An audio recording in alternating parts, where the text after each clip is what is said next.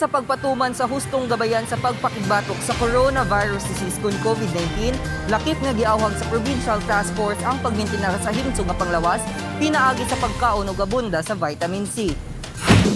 Atol sa ika-29 nga virtual flag raising ceremony sa Kapitolyo Provincial, ipanghimangnuan ni Governor Bambi Manu uban ni Provincial Task Force Chief for COVID-19 Dr. Jerry Kalingasan ang katauhan nga batasanon gayud ang pagsunod sa mga health protocols ug ipanawagan nga mokaon ug pagkaon nga abunda sa vitamin C.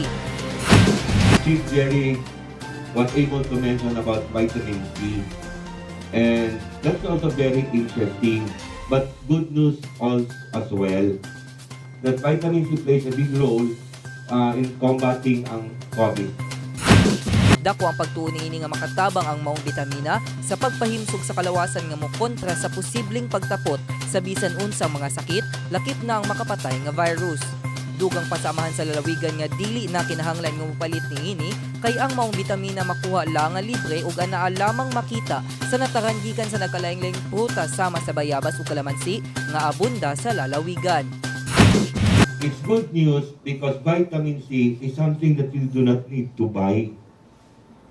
Vitamin C is very abundant in Misamis Oriental and in the country.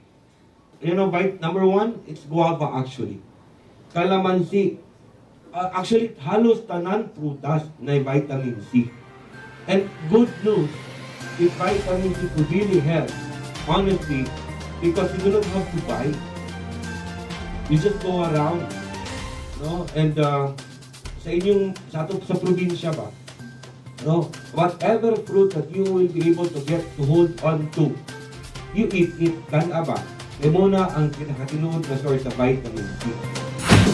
Matod ni Governor Bambi Manu nga ang kahimsog sa lawas wala na kinahanglan og dakong kantidad sa pagmintinar.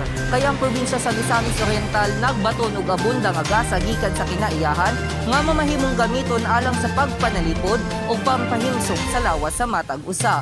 Kauban si Andy Pakamalan sa kamera, ako si Raymark Simanya, alang sa limpyo ug matarong nga panggobyerno, padayon Pilipino.